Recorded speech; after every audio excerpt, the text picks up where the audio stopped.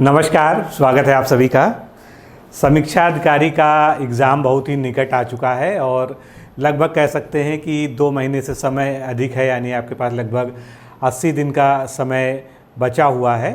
और ये जो बचा हुआ समय है ये बहुत ही क्रूशियल है, क्योंकि इस समय अफवाहों का भी बाज़ार गर्म है।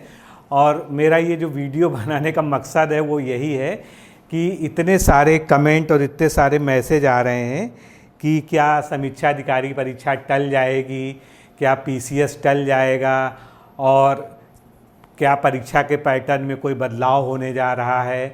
तो बहुत सारी भ्रांतियां हैं, बहुत सारी जो है अटकलबाजियां चल रही हैं इस समय सभी लोग के बीच।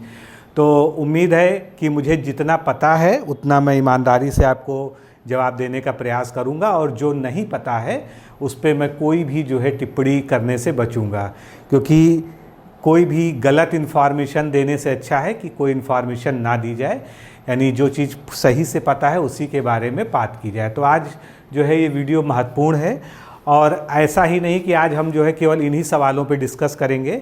आज हम आखिरी के जो 70-80 दिन जो भी आपके पास अभी हैं सुरक्षित, उसमें अब क्या आपको नए सिरे से रणनीति अपनानी चाहिए। क्योंकि कुछ लोग होता है जैसे उनका कुछ समय ख़राब हो गया है और कहीं और व्यस्तता के कारण, तो अब इस समय को सही तरीके से कैसे यूटिलाइज किया जाए, या यूँ कह लीजिए कि आखिरी के जो 2-2.5 महीने हैं इनका क्या यूटिलाइजेशन होना चाहिए। अब पढ़ना चाहिए कि अब टेस्ट सीरीज लगानी चाहिए, कि अब घटना चक्र करना चाहिए, और क्या क्या करना चाहिए, ये सब हम लोग डिटेल में बात करेंगे। तो साथ में बने रहिए और लास्ट तक इस वीडियो को देखिए। बहुत ही महत्वपूर्ण वीडियो ये आपके लिए होने जा रहा है।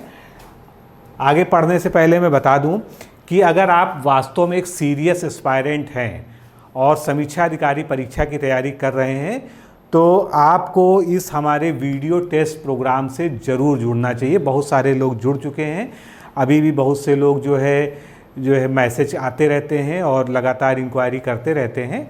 लेकिन मैं बता दे रहा हूं कि अगर आप इस परीक्षा से पहले हमारी इस टेस्ट सीरीज को सॉल्व कर लेते हैं, जो कि 7000 प्रश्नों पर आधारित है, इसमें से 4000 प्रश्नों का आपका वीडियो सोल्यूशन दिया जाएगा, प्लस बाकी जो है आपको 15 फुल टेस्ट दिए जा रहे हैं। और जितने में ये आपको मिल रहा है उतने में आपको नॉर्मल एक सामान्य सी 10-15 टेस्ट की टेस्ट सीरीज भी नहीं मिलती है। तो ये छात्र हित में ध्यान रखते हुए बहुत ही बेहतरीन टेस्ट सीरीज बनाई गई है। इसके जो प्रश्न हैं आप हमारे डिकोड एग्जाम के नए ऐप को डाउनलोड कर लीजिए, वीडियोस डिस्क्रिप्शन बॉक्स में दिया गया है, और वहाँ पर जाके डेमो में चेक कर लीजिए। केवल मेरी बात पे आपको आंख मूंद के विश्वास करने की ज़रूरत नहीं है।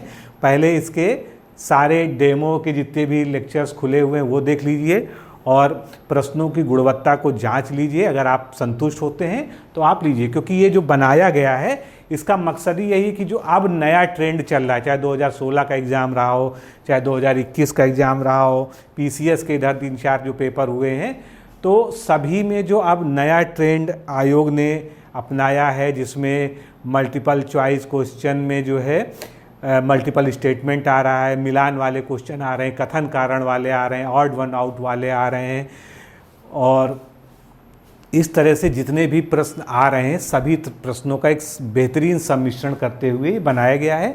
बाइलिंगुअल क्वेश्चंस हैं, इसमें संपूर्ण व्याख्या आपको मिलती है, आपको सॉल्व्ड अनसॉल्व्ड पीडीएफ भी मिलती है, यानी आप वीडियो देखने के साथ में पीडीएफ से भी जो है पढ़ सकते हैं। तो ये वो टेस्ट सीरीज है जिसमें सब कुछ है जो आपको रिक्वायर्ड है, और साथ में आपको जो 4000 प्रश्न है वो आपको टॉपिक वाइज जो है आपको टारगेट के हिसाब से दिए जा रहे हैं। तो ये भी अपने आप में एक बड़ा जो है हमारा इनिशिएटिव है। अगर आप इससे जुड़ते हैं तो आपकी टॉपिक वाइज जो है रिवीजन हो जाएगा।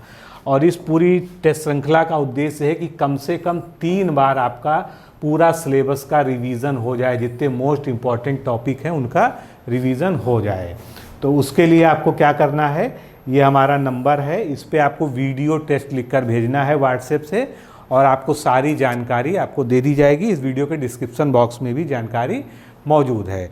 उसके अलावा आप लोग की बहुत जो है डिमांड आ रही थी कि जो आपका फाउंडेशन बैच है उसको जो है आप लोग के लिए उसमें एक विशेष छूट जो है, क्योंकि नवरात्रि का अवसर भी चल रहा है, आप सबको नवरात्रि की बहुत बहुत शुभकामनाएं भी जो है हो।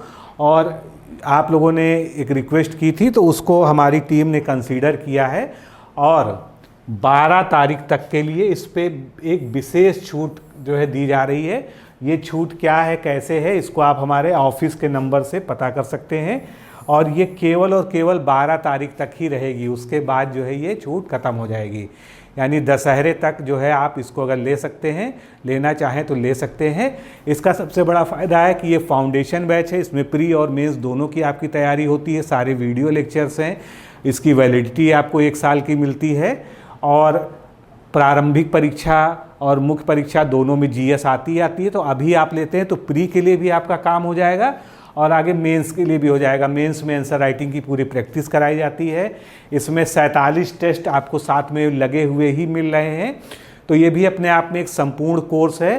तो अंतिम तिथि जो इसकी हमने 12 अक्टूबर रखी है, इसका लाभ उठाइए और इस बार जो आपको जो है कंसेशन वगैरह मिल रहा है, जो हमारे संस्थान ने डिसाइड किया है, ऐसा कंसेशन पहले कभी भी इन कोर्सेज पे नहीं दिया गया है। इसलिए आप हमारे नंबर जो है ऑफिस का 9506742546 पर जो है कॉल कर लीजिए या जो है आरओ फाउंडेशन कोर्स लिखकर व्हाट्सएप कर दीजिए, आपको सारी जानकारी मिल जाएगी। और एक चीज़ ध्यान रखिएगा कि ये वही कोर्स है जिनको हमारे इन सेलेक्टेड कैंडिडेट जो आज तक 50+ सिलेक्शन हमारे संस्थान से समीक्षा अधिकारी में हुए हैं, इन्होंने पढ़ा है, इन्होंने उसको सराहा है और उसी का इम्प्रूव्ड वर्जन जो है आपके सामने प्रस्तुत है। तो चलिए आगे बढ़ते हैं, मेन कंटेंट की बात करते हैं। अभी हाल ही में एक नोटिस प्रकाशित हुई लोक सेवा आयोग से 30 सितंबर को, और इस नोटिस के आने के बाद जो है जो अटकलबाजियाँ चल रही थी उस पर विराम लग गया, क्योंकि पहले पेपरों में निकल रहा था कि 1 शिफ्ट में होगा, 2 शिफ्ट में होगा, 3 शिफ्ट में होगा। तो अब ये कन्फर्म हो गया है कि आपकी जो परीक्षा है ये जो है 1 से अधिक शिफ्ट में होगी। अब वो 3 शिफ्ट में होगी या 4 शिफ्ट में होगी, ये बात की बात है, 1 दिन में हो जाएगी या 2 दिन में हो जाएगी। मतलब 22 दिसंबर तो आपका एग्ज़ाम है ही है। अब ये 23 दिसंबर भी हो सकता है, 21 दिसंबर भी इसके आगे जुड़ सकता है। आयोग को जैसा कन्वीनियंट लगेगा वैसा कर सकता है। और एक जो आपका सबसे बड़ा प्रश्न है कि क्या आरओ की परीक्षा टलेगी, तो देखिए फ़िलहाल ऐसे कोई भी संकेत नहीं है और ऐसे कोई भी जो है चांसेज नहीं है, ना आयोग के अंदर से ना बाहर से, इस प्रकार के कहीं से कोई संकेत नहीं मिल रहे हैं कि परीक्षा टलेगी। इसलिए 22 दिसंबर के लिए बिल्कुल रिजिड होकर और पूरी तरह से तन्मयता से पढ़ाई करिए, किसी के बहकावे में मत आइए, इस तरह की अफवाहों पर ध्यान मत दीजिए।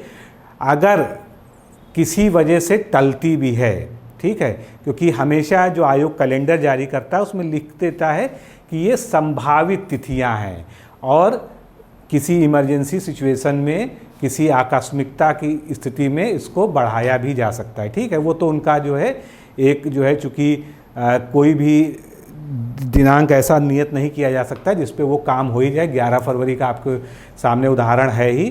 तो ऐसी स्थिति में कोई भी ऐसा जो है सिग्नल नहीं है, कोई भी ऐसा जो है कहीं से इनपुट नहीं मिल रहा है कि 22 दिसंबर वाला एग्ज़ाम टलेगा। लेकिन हाँ, एक चीज़ श्योर हो गई है कि अब ये परीक्षा 1 से अधिक पाली में हो सकती है। उसकी पीछे वजह क्या है कि अब इन्होंने दोनों प्रश्न पत्रों को मिला दिया है, जीएस और हिंदी दोनों को मिला दिया है। जीएस में आपके 140 क्वेश्चन थे, हिंदी में 60 थे, दोनों को मिला के 200 नंबर का एक प्रश्न पत्र कर दिया है और 200 नंबर होंगे। समय इसका 3 घंटे कर दिया गया है और जिस प्रकार से माइनस मार्किंग होती थी वो वैसे ही लागू होगी। सिलेबस में कोई बदलाव नहीं होगा। कुछ लोगों ने भी प्रश्न पूछा था, यहाँ पे स्पेशली लिखा गया है कि प्रारंभिक परीक्षा और मुख्य परीक्षा के विषयों के संगत पाठ्यक्रम यथावत रहेंगे, यानी उनमें कोई भी बदलाव कहीं से भी होने की संभावना अब नहीं है। तो ये जो है बिल्कुल डेड श्योर है।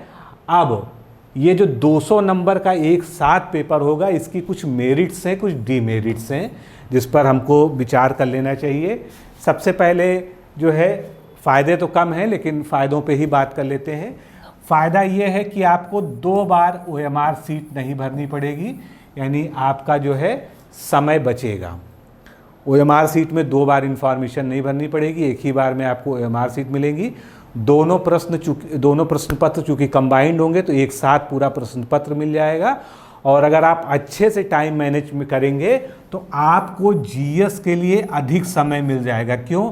GS के लिए पहले 2 घंटा होता था, अब जो है आप 2.25 घंटा तक भी इसको जो है कर पाएंगे। जैसे GS में कुछ लोग रीजनिंग में उलझ जाते थे, कुछ लोग कठिन का प्रश्नों में उलझ जाते थे और उसकी वजह से पेपर जो है अच्छे से नहीं कर पाते थे।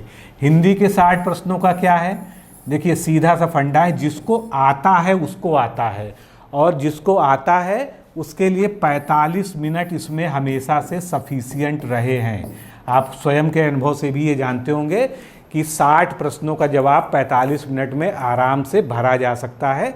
और बहुत से स्टूडेंट मैं ऐसे भी जानता हूं जिन्होंने 35 मिनट और 30 मिनट में भी बहुत आराम से कर लिया। बाकी होता क्या था, जैसे 2-3 सवाल ऐसे हैं जिनमें आपको कुछ आइडिया नहीं लग रहा है, तो उसमें सोचते विचारते हम 1 घंटा पूरा अपना लगा देते थे। लेकिन एक्चुअली में अगर आपको प्रश्न पत्र आ रहा है और 2-3 प्रश्न आप स्किप कर रहे हैं या वो आपके बिल्कुल भी पल्ले नहीं पड़ रहा है, तो आपके लिए 45 मिनट जो है बिल्कुल सफिशियंट समय था। तो एक तो ये जो है फ़ायदा हो गया कि आप जो है अगर बेहतर टाइम मैनेजमेंट करेंगे इस स्थिति में तो आप GS को ज़्यादा समय दे पाएंगे और GS में अपने नंबर को बढ़ाने की संभावनाएं आपकी बढ़ जाएंगी। क्योंकि GS में क्या है, GS में ज़्यादा सोचने विचारने का काम हो जाता है। और आजकल जो प्रश्न आ रहे हैं आप देख ही रहे हैं पैटर्न में, कथन कारण निष्कर्ष वाले क्वेश्चन, उसके बाद जो है ऑड वन आउट वाले, तो वहाँ पर थोड़ा सा ऐसा लगता था कि अगर हमको थोड़ा सा और समय मिल जाता, इसके बारे में हम और सोच पाते, विचार कर पाते, तो हम ज़्यादा अच्छे से कर पाते। तो ऐसी स्थिति में आपको GS में थोड़ी सी राहत मिलेगी। और हिंदी 45 मिनट का ही एक्चुअल में पेपर होता है अगर देखा जाए, जिसको पेपर आता है। और अगर नहीं आ रहा है तो आप जो है कितनी भी देर तक जो है उसमें सोचते रहे, सोचने से कुछ नहीं होगा। अंततः आपको जो है या तो ब्लाइंड टिक लगाना पड़ता है या तो आप जो है उस क्वेश्चन को स्किप कर जाते हैं, यही जो है चारा बचता है। तो ब्लाइंड तो मैं कभी नहीं कहता हूं, क्योंकि माइनस मार्किंग का एग्ज़ाम है, वो आपके ऊपर जो है बुरा इफेक्ट डालता है। वैसे भी आपको 55 प्लस का लक्ष्य हमेशा से इसमें लेके चलना है। यहाँ पर जो है आप 80 से ऊपर आराम से निकाल पाएंगे अगर आप थोड़ा सा जो है थॉरोली सोचेंगे और ख़ासकर रीजनिंग के प्रश्नों को अगर आप अच्छे से हल कर पाएंगे। तो ये जो है कुछ फ़ायदे हो गए। और नुकसान क्या हुआ? नुकसान ये हुआ कि जब GS और हिंदी अलग अलग होता था, 2 शिफ्ट में होता था, सुबह GS होता था और शाम को हिंदी होता था, तो आपको 2.5-3 घंटे का बीच में प्रॉपर एक गैप मिलता था। उसमें क्या होता था, आप जो है GS को करके निकले, उसके बाद आपने थोड़ा सा अल्पाहार वगैरह किया, जो भी आपको खाना पीना है, आपको लगभग 2 घंटे का समय प्रॉपर मिल जाता था। उस बीच आप हिंदी का अच्छे से रिवीजन कर लेते थे। और ये विश्वास मानिए वो 2 घंटा बहुत कीमती होता था। उस 2 घंटे में एक सामान्य से आपके नोट्स का पूरा रिवीजन हो जाता है, जिसको आपने 4-5 बार पढ़ रखा है। या जैसे ये हमारी ये किताब है, इसको आप चाहेंगे अगर आपने इसको 3-4 बार पहले पढ़ा है तो आप इसको 2 घंटे में आराम से पलट लेंगे, क्योंकि आपने इसमें कहीं ना कहीं कठिन शब्दों में या जो आपको इम्पोर्टेंट लगते होंगे उनमें टिक लगाए होंगे।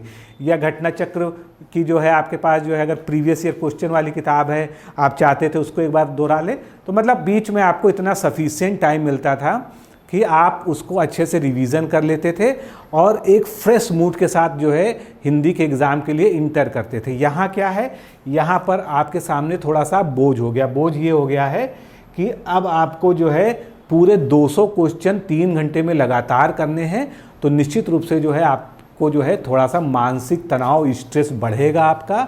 और अगर कहीं आप कठिन प्रश्नों को देख के गड़बड़ा गए, हड़बड़ा गए, तो आपका पूरा पेपर जो है उससे प्रभावित हो सकता है।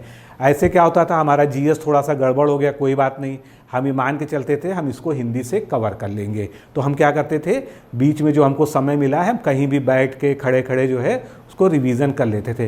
बाकी कुछ लोग ऐसे भी होते हैं जो मस्त मौला होते हैं, जो कहते हैं कि हम एग्ज़ाम के दिन कुछ नहीं पढ़ेंगे, तो वो अपना जो है बीच का समय बातें करने में, आराम करने में या GS के पेपर पे मंथन करने में, तो सभी तरह के लोग होते हैं। लेकिन जो है वास्तविकता ये है कि इस प्रणाली के फ़ायदे भी हैं और नुकसान भी है, और ये जो है एक बड़ी समस्या है। तो अब आपको अपनी स्ट्रेटजी ऐसे बनानी होगी, यानी आप जो जीएस के क्वेश्चंस को हल करें वो इस प्रकार से करें कि आप 200 क्वेश्चन की प्रैक्टिस एक साथ करें, ठीक है। मतलब ये नहीं कि हिंदी की अलग टेस्ट सीरीज लगा रहे हैं उसकी अलग लगा रहे हैं। आप जो समय निर्धारित है 3 घंटे, 3 घंटे में 200 क्वेश्चन की एक साथ प्रैक्टिस करें, और अब अपना स्कोर चेक करें कि क्या आप 135 140 निकाल पा रहे हैं कि नहीं निकाल पा रहे हैं। तो आपको समझ में आ जाएगा कि हमको जीएस में क्या स्ट्रेटजी रखनी है, जिससे जीएस को हम बहुत लंबा भी ना खींचें और 2 सवा 2 घंटे में मैक्सिमम निपटा लें, और हिंदी को हम 45 मिनट में निपटा लें। तो ये जो है ये कैसे आएगा, ये आपकी प्रैक्टिस से आएगा। अगर आप अभी से प्रैक्टिस करते हैं इस चीज़ की तो बहुत ही महत्वपूर्ण मतलब ये बदलाव है। इसको ये मत सोचिएगा कि चलो कोई बात नहीं 3 घंटे का एक साथ दे देंगे। 3 घंटे का एक साथ देने के लिए उस तरह के माहौल की अभी से आपको प्रैक्टिस करनी पड़ेगी। और हम हम टेस्ट सीरीज आपको प्रोवाइड कर रहे हैं, अब हम उसमें प्रयास कर रहे हैं कि उसमें जो है हम जीएस और हिंदी को कंबाइंड कर देंगे, जिससे आप एक साथ जो है उसको कर पाएँ। तो आपकी जो है प्रैक्टिस बिल्कुल एग्ज़ाम के पैटर्न पे होगी। तो पहली चीज़ तो ये हो गई। अब दूसरी चीज़ जो है क्या है, एक बड़ा खतरनाक सा टर्म है नॉर्मलाइजेशन।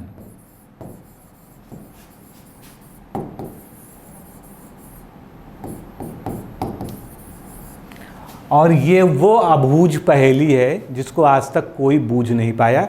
स्टूडेंट तो नहीं बूझ पाए, करने वाले ज़रूर जानते हैं कि वो क्या करते हैं। इसमें एक सामान्य सा नियम है कि कोई बड़ा एग्ज़ाम होता है जिसमें बहुत सारे अभ्यर्थी होते हैं, तो उसमें एक शिफ्ट से अगर ज़्यादा शिफ्ट में एग्ज़ाम हो रहा है तो दोनों शिफ्ट में संगतता बनाए रखने के लिए जो दोनों शिफ्टों के जो कठिनाई स्तर है उसको जस्टिफाई करने के लिए नॉर्मलाइजेशन की प्रक्रिया अपनाई जाती है। उसका एक फार्मूला भी है, आपने देखा होगा, और उस फार्मूले को मैं यहाँ प्रदर्शित नहीं करूँगी। पुलिस का एग्ज़ाम होता है, और बाकी रेलवे का होता है, एसएससी का होता है, सीजीएल का होता है, तमाम सारे एग्ज़ाम में जो है वो फार्मूला यूज़ होता है, और बड़ा टफ सा फार्मूला है वो, उसको समझना ही अपने आप में बड़ी कठिन व्यवस्था है।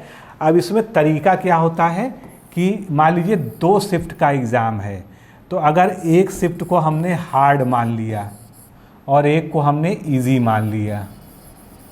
अब ये हार्ड और इजी का निर्धारण कौन करता है, क्योंकि क्वेश्चन पढ़ के कोई हार्ड और इजी नहीं कर सकता। कोई प्रश्न हमारे लिए हार्ड है, आपके लिए इजी हो सकता है, आपके लिए इजी है, हमारे लिए हार्ड है। अगर आपसे पूछा जाए कि जो है महात्मा गांधी ने जो है सविनय अवज्ञा आंदोलन की घोषणा कब की थी, तो जिसको पता है उसके लिए आसान है, जिसको नहीं पता उसके लिए बहुत कठिन हो गया क्वेश्चन। तो इस तरह से अगर कोई परीक्षक ही चाहे जिसने प्रश्न बनाया है वो ये कह दे कि ये वाला प्रश्न हार्ड है, ये वाला जो है इजी है, तो ऐसा संभव नहीं है। तो होता क्या है, जिस शिफ्ट में बच्चों के नंबर ज़्यादा आते हैं और मैक्सिमम और मिनिमम मार्क्स का अंतर जो है ज़्यादा होता है, तो उसको हम जो है इजी शिफ्ट मान लेते हैं कि इसमें जो है नंबर कैसे आ रहे हैं, ज़्यादा आ रहे हैं। और जिस शिफ्ट में कम आ रहे हैं नंबर अपेक्षाकृत, और इसमें भी पूरा रैशनलाइजेशन है। मतलब ऐसा नहीं कि केवल 1-2 स्टूडेंट, जितने भी स्टूडेंट इसमें पार्टिसिपेट करें सभी के आधार पर जो है एक मीन वैल्यू निकाल कर वो किया जाता है। अब इधर के हार्ड आ रहे हैं तो अब क्या करेंगे, अब वो उस फार्मूले में डालेंगे। अब उनका कहना ये है कि हार्ड क्वेश्चन आए हैं तो लोगों ने कम क्वेश्चन किए हैं, इसलिए इनके क्वेश्चन जो है इनके मार्क्स कम हुए हैं। मतलब मैं तर्क बता रहा हूँ, मैं किसी चीज़ को जस्टिफाई नहीं कर रहा हूँ। इजी वाले में क्या है, इनके प्रश्न इजी थे इसलिए इन्होंने ज़्यादा प्रश्न अटैम्प्ट किए और इनके जो है उत्तर ज़्यादा है। तो करो क्या, फिर उन्होंने उस फार्मूले में सारे आंकड़े डाल दिए जो है, और उस फार्मूले में सारे आंकड़े डालने के बाद मीन, मीडियन, मोड सब निकाल के उन्होंने कहा हार्ड वालों के 5 नंबर बढ़ा दो जिस शिफ्ट में हार्ड आया था, और इजी वालों में 5 नंबर जो है कम कर दो। तो अब इसमें बच्चे का क्या दोष है? अगर आप हार्ड शिफ्ट में गए थे या आप इजी शिफ्ट में गए थे तो इसमें आपका क्या दोष है? लेकिन एक दूसरा तरीका भी हो सकता है सोचने का कि उनका पेपर उनका इजी आया था इसलिए उनके नंबर ज़्यादा हैं, मेरा हार्ड आया था इसलिए हमारे नंबर कम हैं।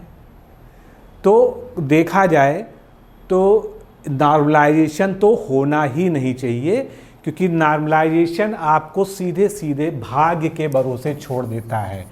और यहाँ हम कर्म की बात करते हैं और ये जो है आपको भाग्य की ओर ले जाके ढकेल देता है।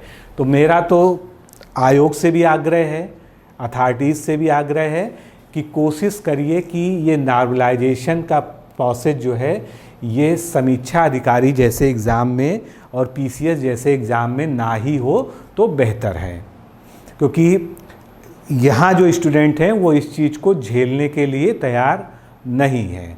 अब कुछ लोग और भी तर्क देते हैं, तर्क बहुत हैं, पक्ष और विपक्ष में आप लोग के पास भी बहुत सारे तर्क हैं। मैं सारे तर्क से अवगत हूँ, लेकिन मैं कितने तर्क दूँ? कुछ लोग कहेंगे कि जो है 11 लाख फॉर्म पड़े हैं, उसमें से 60% लोग एग्ज़ाम देंगे, 40% तो देंगे ही नहीं। उसमें से भी मुश्किल से 20% ऐसे होंगे जो वेल प्रिपेयर्ड होंगे। तो मुश्किल से कंपटीशन जो है कितने लोग के आसपास है, 1.5 लाख पौने 2 लाख के बीच में है। तो उनको फ़र्क नहीं पड़ता है, या जिनकी अच्छी तैयारी है उनको फ़र्क नहीं पड़ता है कि हार्ड है कि, लेकिन फ़र्क पड़ता है। अगर आप देखेंगे तो फ़र्क पड़ेगा। और कहीं ना कहीं आपको जिन लोगों ने भी नॉर्मलाइजेशन के एग्ज़ाम दिए हैं, जैसे पुलिस वाले हो गए और रेलवे वाले हो गए, उनसे आप पूछिए उनके दिल पे क्या गुजरती है। उनको लगता है कि वो बहुत अच्छा पेपर करके आए थे, उसके बावजूद जो है उनके नंबर कम कर दिए गए। और वहीं पर जिनके जो प्रश्न कम करके आए होते थे, कम मार्क्स होते थे, उनके नंबर बढ़ाकर वो क्वालिफाई हो जाते हैं। तो कुल मिलाकर ये आपको भाग्य के भरोसे यानी के भरोसे छोड़ने जैसा जो है प्रोसेस है। इसलिए नॉर्मलाइजेशन का मैं कभी भी समर्थक नहीं रहा हूँ। और नॉर्मलाइजेशन चाहे कितनी भी मजबूरी हो, कोशिश यही होनी चाहिए कि नॉर्मलाइजेशन जैसी प्रक्रिया समीक्षा अधिकारी और पीसीएस जैसे एग्ज़ाम्स में बिल्कुल भी ना हो। तो और अगर होता है तो इसमें एक और संभावनाएं हैं, क्योंकि जो पहले से डिसाइड प्रक्रिया है आयोग की, हालांकि आयोग एक जो है संवैधानिक संस्था है, उसकी पूरी एक स्वतंत्र निकाय है, गवर्निंग बॉडी है, वो चाहे तो इस तरह के डिसीजन ले सकती है और उसके ऊपर कोई ऐसा भी नहीं कि सरकार उसके डिसीजंस पे रोक लगा सकती है। लेकिन मेरा जो है मानना यही है कि नॉर्मलाइजेशन ना हो तो बेहतर है, क्योंकि इससे जो है होता क्या है, वैसे भी 2-2 साल तक तो आपको ना नंबर पता चलते हैं कि, और ना क्वेश्चन कोई रिवाइज आंसर की आती है, ना मार्क्स आते हैं, ना कॉपी देखने को मिलती है। तो आपको पता ही नहीं चलेगा कि नॉर्मलाइजेशन में आपका फ़ायदा हुआ कि नुकसान हुआ, और मतलब आप क्या कर सकते थे और कहाँ पर अटक गए। तो कुल मिलाकर बड़ी अनिश्चितता की स्थिति है। और फिर वही बात होगी कि जो है संदेह जहाँ पर होगा वहाँ पर जो है संदेह की नज़र से हर चीज़ को देखा जाएगा, आयोग पे भी उंगलियाँ उठेंगी, आक्षेप लगेंगे। तो ऐसी स्थिति में सीधा सा तरीका ये है कि नॉर्मलाइजेशन जैसा प्रोसेस ना अपनाया जाए तो बेहतर है। हालांकि इस चीज़ की अभी कोई पुष्टि नहीं हुई कि नॉर्मलाइजेशन होगा ही होगा, लेकिन चूँकि ये जो एक शिफ्ट में कराने का एग्ज़ाम का फरमान आ चुका है, उससे अब इस बात के चांसेस पूरे हो चुके हैं कि नॉर्मलाइजेशन जैसी प्रक्रिया होने जा रही है। तो देखते हैं, बाकी अभी से कुछ भी पक्का कह पाना ज़रूरी नहीं है। इसलिए आपको अभी इसके लिए ना तनाव लेना है, ना परीक्षा टल रही है, ना नॉर्मलाइजेशन का 100% कुछ पता ठिकाना है।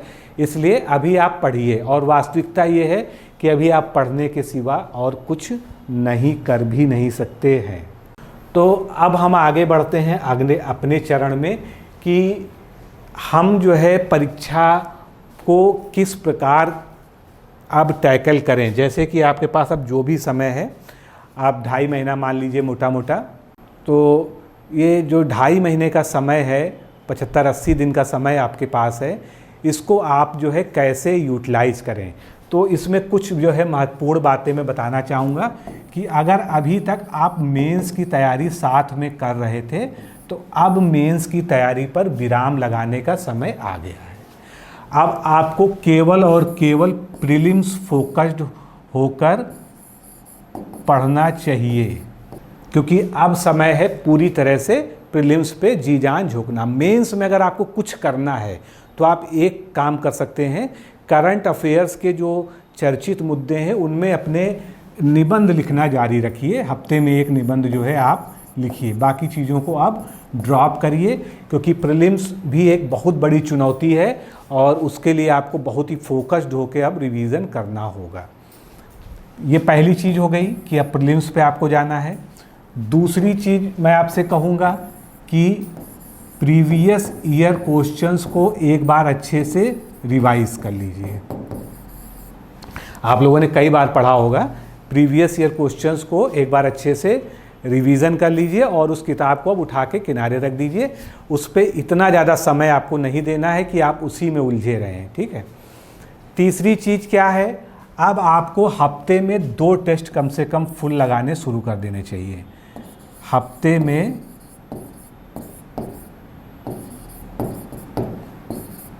2 फुल टेस्ट या 2 टेस्ट, आप सेगमेंट वाले भी लगा सकते हैं, जैसे जिन लोगों ने हमारी टेस्ट सीरीज ली है 2 टेस्ट लगाएं।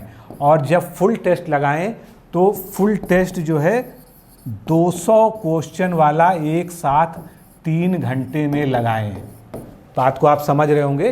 देखिए ये सब चीज़ें अब आपको अभी से शुरू करनी है, नहीं तो आप जो है बहुत पीछे चले जाएंगे और लोग की अपेक्षा। जितना ये समय मिल रहा है उतना ज़्यादा जो है ये कंपटीशन का लेवल बढ़ रहा है, क्योंकि बहुत सारे लोग ऐसे हैं आपके बीच जो अन्य एग्ज़ाम्स में फंसने के कारण कि जो है आरओ की तैयारी बेहतर ढंग से नहीं कर पाए थे। तो ऐसी में अब उनको भी समय मिल गया है और वो भी पूरी जी जान से अपनी मेहनत कर रहे हैं। तो आप जो है हफ्ते में 2 फुल टेस्ट लगा सकते हैं। इसके लिए मैंने आपको बताया कि आप हमारी वीडियो टेस्ट सीरीज़ से जुड़ जाइए, या वीडियो टेस्ट सीरीज़ से के अलावा जो है आप जो है हमारा जो ये वाला टेस्ट है, अगर आपने पूरा कोर्स नहीं लिया है तो ये जो 47 टेस्ट वाला प्रोग्राम है हमारा, क्यों? क्योंकि इसमें आपको सेगमेंट वाइज टेस्ट भी मिल रहे हैं और सब्जेक्ट वाइज टेस्ट मिल रहे हैं, साथ में आपको करंट अफेयर्स का अलग टेस्ट मिल रहा है और फुल टेस्ट भी मिल रहा है। मतलब सब कुछ मिल रहा है। लगभग 47 टेस्ट इसमें मिल रहे हैं, लगभग 4800 प्रश्न यहाँ पर मिल रहे हैं। और अगर आपको अच्छे से प्रैक्टिस करनी है तो आप ये और जो हमारा वीडियो टेस्ट है अगर दोनों कर लीजिए तो ये समझ लीजिए कि आपकी टेस्ट के नाम पे जो है तैयारी जो है पर्याप्त हो जाएगी। तीसरी बात आपको क्या करनी है, तीसरी बात है आपका करंट अफेयर्स। देखिए एग्ज़ाम अभी भी 22 दिसंबर को ही है। पैटर्न बदलेगा, दिन बदलेंगे, वो सब चीज़ें अलग हैं। 2 दिन में हो, 1 दिन में हो, 2 शिफ्ट में हो, 3 शिफ्ट में हो, वो सब चीज़ों के पीछे ज़्यादा परेशान होने की ज़रूरत नहीं है। जैसे ही आयोग में निर्णय होगा आपको खबर मिल जाएगी। 22 दिसंबर को एग्ज़ाम है, यानी दिसंबर का करंट अफेयर्स आपसे नहीं पूछा जाएगा। आपसे हद 30 नवंबर तक का करंट अफेयर्स पूछा जा सकता है, उसकी भी संभावना कम होती है। लेकिन मेरे हिसाब से तो 15 नवंबर से आगे का करंट अफेयर्स आपसे नहीं पूछा जाएगा, क्योंकि अगर 2-3 शिफ्ट में एग्ज़ाम कराने की बात चल रही है तो पेपर के लिए अभी से प्रोसेस स्टार्ट हो गया होगा। ठीक है, तो आपको करना क्या है, करंट अफेयर्स पढ़ना तो आपको जनवरी से है, लेकिन जनवरी से जून तक का करंट अफेयर्स आपको कैसा पढ़ना है, एक नॉर्मल तरीके से, जिनको आप मोस्ट इम्पॉर्टेंट पॉइंट्स कहते हैं और 1 लाइनर टाइप का कहते हैं, या जो बड़े मुद्दे हैं केवल उतना ही पढ़ना है, बाकी बहुत ज़्यादा डीप उसमें जाने की ज़रूरत नहीं है। जुलाई से आपको अक्टूबर नवंबर तक का, जुलाई से नवंबर तक का करंट अफेयर्स आपको बहुत ही डीपली पढ़ना है। इसमें कुछ भी आपको नहीं छोड़ना है, चाहे वो सूचकांक हो, रैंकिंग हो, रिपोर्ट हो, कोई इकोनॉमिक रिपोर्ट हो, या कोई नेशनल न्यूज़ हो, इंटरनेशनल न्यूज़ हो। जैसे इस तरह इस समय जो है इजराइल, फ़िलिस्तीन और अरेबियन कंट्रीज़ में जो हो रहा है घटनाएं, तो जो चीज़ें बहुत चर्चा में हैं उनके बारे में सब कुछ पढ़िए। अब आपसे ज़रूरी नहीं कि इजराइल बार पे जो करंट अफेयर्स पूछ लिया जाएगा, हो सकता है उससे जुड़ा जो है ज्योग्राफी में क्वेश्चन आ जाए।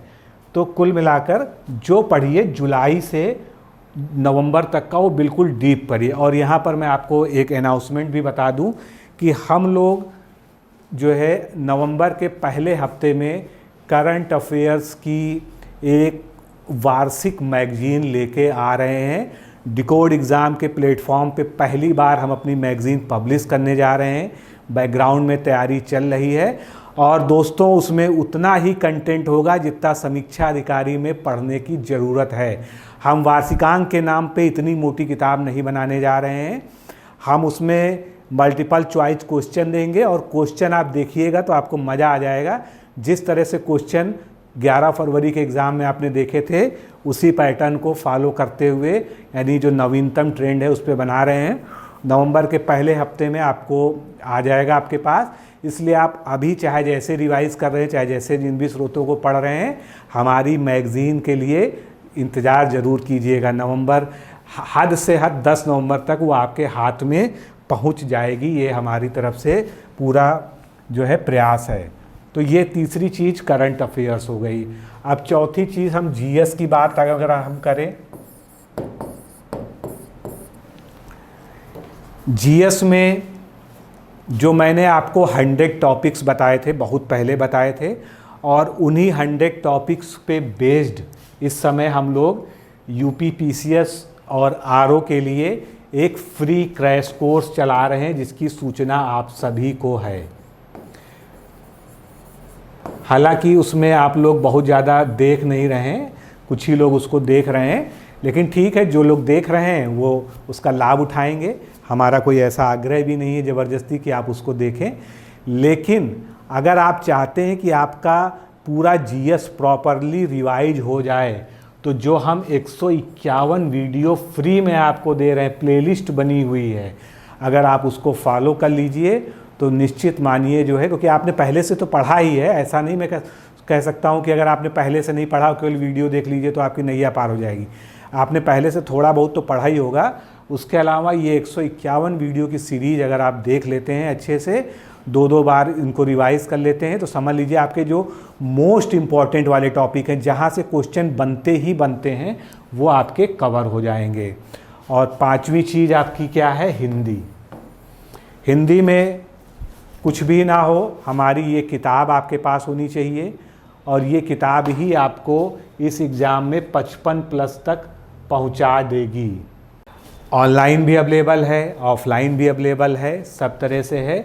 और पिछली 4 परीक्षाएं प्री मेंस मिलाकर अगर हम देखें, 4 से 5 परीक्षाएं समीक्षा अधिकारी की, कोई ऐसा एग्ज़ाम नहीं गया है जिसमें 55+ कंटेंट यहाँ से नहीं आया है। पिछले एग्ज़ाम में 59 क्वेश्चन आए हैं 11 फरवरी वाले में, उसी दिन सेम वीडियो बनाया है। आप चाहें तो 11 फरवरी के दिन हमारे चैनल का वो वीडियो देख लीजिए, आपको पता चल जाएगा कौन सा प्रश्न किस पेज नंबर से आया था। तो अगर आपके पास ये किताब है तो आप जो है बाकी सब चीज़ें भूल जाइए, इसको 5 बार रिवाइज कर लीजिए और 55+ की गारंटी हम आपकी ले चुके हैं ऑलरेडी। तो बस यही करना है आपको, और अभ्यास अभ्यास और अभ्यास। ये जो है समय जो है अब जो है प्रैक्टिस का शुरू हो गया है। जितना ज़्यादा आप बेहतरीन तरीके से प्रैक्टिस करेंगे उतना बेहतरीन तरीके से आप एग्ज़ाम में परफॉर्म करने जा रहे हैं। अफवाहों पर ध्यान मत दीजिए, कोई कुछ भी कह रहा है उसकी मत सुनिए। जब तक आयोग की तरफ से आप नोटिस ना पा जाइए, जैसे अभी पीसीएस का है, हो सकता है मेरा ये वीडियो बनाते बनाते पीसीएस के लिए कोई नोटिफिकेशन आ जाए, लेकिन अभी तक जब तक मैं ये वीडियो शूट कर रहा हूँ पीसीएस के लिए केवल ये बताया जा रहा है कि एग्ज़ाम टल रहा है। हो सकता है टल जाए और बहुत ज़्यादा संभावनाएं ऐसी बताई जा रही हैं, लेकिन फिर भी मैं पीसीएस जो लोग तैयारी कर रहे हैं उनसे मैं यही कहूँगा कि अगर 1% कुछ ऐसा हो जाए कि एग्ज़ाम नहीं टलेगा तो आप कहाँ के रहेंगे, आप तो रिलैक्स होकर बैठ जाएंगे। इसलिए रिलैक्स होने का समय ही नहीं है, चाहे आप आरओ के अभ्यर्थी हों चाहे पीसीएस के अभ्यर्थी हों। अब जी जान झोंक दीजिए, ये आखिरी समय है और इस आखिरी समय में आप जितना ज़्यादा जो है रिवीज़न करेंगे, जितना बेहतरीन तरीके से रिवीज़न करेंगे, जितना ज़्यादा टेस्ट सीरीज लगाएंगे और जितना ज़्यादा जो है आप समय देंगे, उतना जो लोग नौकरी वाले हैं, हाउस वाइफ्स हैं, या जो है किसी वजह से जो है फुल टाइमर्स नहीं हैं, वो भी अब अपना किसी भी तरह से समय जो है बढ़ाइए। और नौकरी वाले जो हैं, अगर संभव हो तो एग्ज़ाम का आखिरी महीना जो है वो ज़रूर छुट्टी ले लें, क्योंकि उस समय प्रेशर ज़्यादा होता है। और उस समय अगर आप जो है प्रेशर को हैंडल कर गए और अच्छे से पढ़ाई कर गए तो निश्चित रूप से आप जो है कि सफलता ज़रूर मिलेगी। तो ये जो है, ये पूरा जो है मैंने जो शॉर्ट में आपको बताने का प्रयास किया। पहले भी मैं चीज़ें बताता रहा हूँ। जो लोग चाहते हैं कि कोर्स का रिवीज़न हम किसी वीडियो जो है कोर्स से करें, तो आप अभी भी जो बिल्कुल मतलब लोएस्ट उस पे जो है आप अभी भी एडमिशन ले सकते हैं। आप ऑफिस के नंबर पर संपर्क कर लीजिए। आपको जो है ज़्यादा से ज़्यादा जो भी आपकी मदद की जा सकती है हमारी तरफ से की जाएगी। ऐसा नहीं होगा कि आप धनाभाव में या किसी और वजह से हमसे ना जुड़ पाएँ। साथ में ये तो मस्ट है, अगर आपने ये नहीं लिया तो निश्चित रूप से जो है आपको कहीं ना कहीं एग्ज़ाम के बाद खलेगा। क्योंकि जो लोग हमारे मेंटोरशिप बैच में है या वीडियो टेस्ट बैच में है, मैं उनसे बता दे रहा हूँ 10% सिलेक्शन वहाँ से निश्चित रूप से होने हैं। ये हम जो है अभी से प्रेडिक्ट कर सकते हैं, क्योंकि हमने जो है इस बैच पे, इस कार्यक्रम में बहुत मेहनत की है। तो पूरे विश्वास के साथ मैं कह सकता हूँ कि अगर आप हमसे जुड़ रहे हैं तो निश्चित रूप से आपको इसका लाभ मिलेगा। तो मित्रों, अभी के लिए इतना ही। नमस्कार, धन्यवाद। तो अगर आप समीक्षा अधिकारी परीक्षा की तैयारी कर रहे हैं और हिंदी में ये चाहते हैं कि आपका स्कोर 60 में से 55 प्लस का रहे कम से कम, तो आप हमारी सामान्य हिंदी की ये बुक ले सकते हैं। ये बुक बेसिकली जितनी भी मानक पुस्तकें हिंदी की हैं और मानक शब्दकोश हैं, उनके एक बृहद संकलन के आधार पर तैयार की गई है विश्लेषण के साथ में। इसीलिए 2016 से अब तक जितनी भी परीक्षाएं संपादित हुई हैं समीक्षा अधिकारी, सहायक समीक्षा अधिकारी की, चाहे वो प्रीलिम्स परीक्षा हो चाहे मेंस की परीक्षा हो, तो उसके ऑब्जेक्टिव पेपर में इसमें हमेशा 55 प्लस क्वेश्चंस आए हैं, जो कि अपने आप में एक उल्लेखनीय उपलब्धि है। तो ये ऑनलाइन भी अवेलेबल है, जिसका लिंक आपको दिखाई दे रहा है। इसके अलावा ये ऑफलाइन भी अवेलेबल है बुक स्टोर्स पर, आप चाहें तो इसको मंगा सकते हैं। अगर आप समीक्षा अधिकारी परीक्षा की तैयारी इस प्रकार से करना चाहते हैं कि आप इस बार ही इस परीक्षा को क्रैक करके अपना नाम सफल अभ्यर्थियों की सूची में दर्ज कराना चाहते हैं, जैसा कि आप देख पा रहे हैं ये सभी हमारे संस्थान के अब तक 2-3 परीक्षाओं में सफल अभ्यर्थियों का विवरण है, तो आप हमारे इस फाउंडेशन बैच से जुड़ सकते हैं, जो कि एक बेसिकली वीडियो लेक्चर्स प्रोग्राम है। इसमें आपको हमारे डिकोड एग्जाम एंड्रॉयड ऐप के माध्यम से वीडियो लेक्चर्स, पीडीएफ में नोट्स और टेस्ट सीरीज प्रोवाइड कराया जाता है। और ये कोर्स इस तरह से डिजाइन किया गया है कि सभी जितने भी इंपॉर्टेंट टॉपिक्स हैं वो पूरी तरह से हर प्रकार से कवर हो जाते हैं। आपको किसी भी बाहरी स्रोत से कुछ भी पढ़ने की आवश्यकता बिल्कुल भी नहीं पड़ती है, क्योंकि सारा कंटेंट यहाँ पर सिस्टमैटिक ढंग से आपको प्रोवाइड किया जाता है और वीडियोस को कई बार प्ले करने की आपको सुविधा दी जाती है। इसी प्रकार टेस्ट भी आप जो है मल्टीपल टाइम्स जो है अटेम्प्ट कर सकते हैं। ज़्यादा जानकारी के लिए हमारे ये 2 व्हाट्सएप नंबर आपको स्क्रीन पर दिख रहे हैं, इन पर RO फाउंडेशन कोर्स आप लिखकर भेज देंगे तो आपको व्हाट्सएप पर ही सारी जानकारी दे दी जाएगी।